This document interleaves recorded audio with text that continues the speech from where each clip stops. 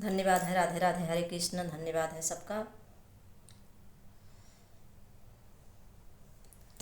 दशरथ के लाल कहाए, प्रीत सबहि से लगाए।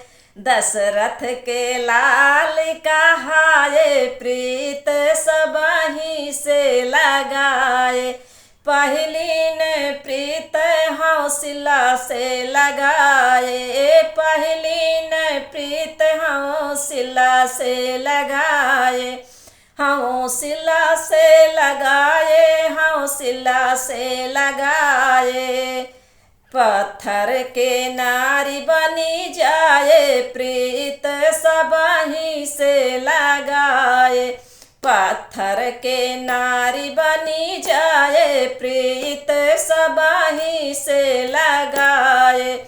दशरथ के लाल कहाए, प्रीत सबहि से लगाए। दूसरी ने प्रीत जनक जी से लाए। दूसरी ने प्रीत जनक जी से लाए। जनक जी से लाए, जनक जी से लाए। सीता भी यही घर लाए, प्रीत सबहि से लगाए। सीता भी यही घर लाए, प्रीत सबहि से लगाए।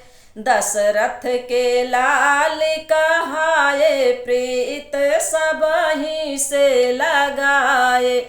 तीसरी ने प्रीता के वट से लगाए। तीसरी ने प्रीता के वट से लगाए।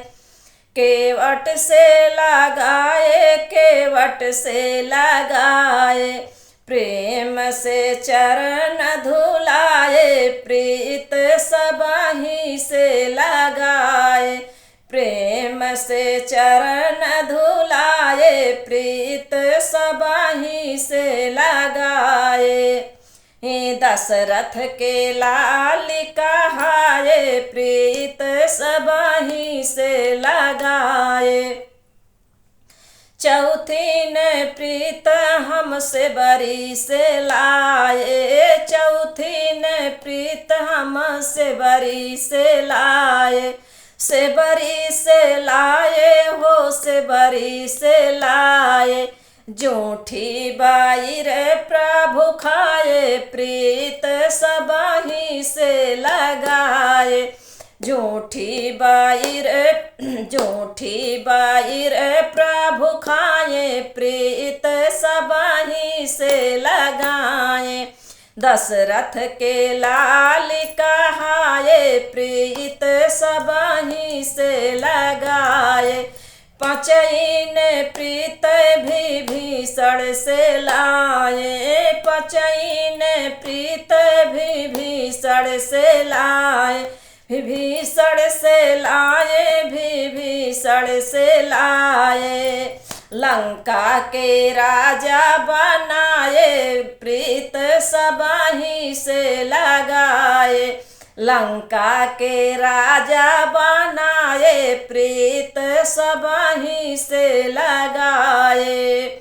दशरथ के लाल कहाए, प्रीत सबहि से लगाए।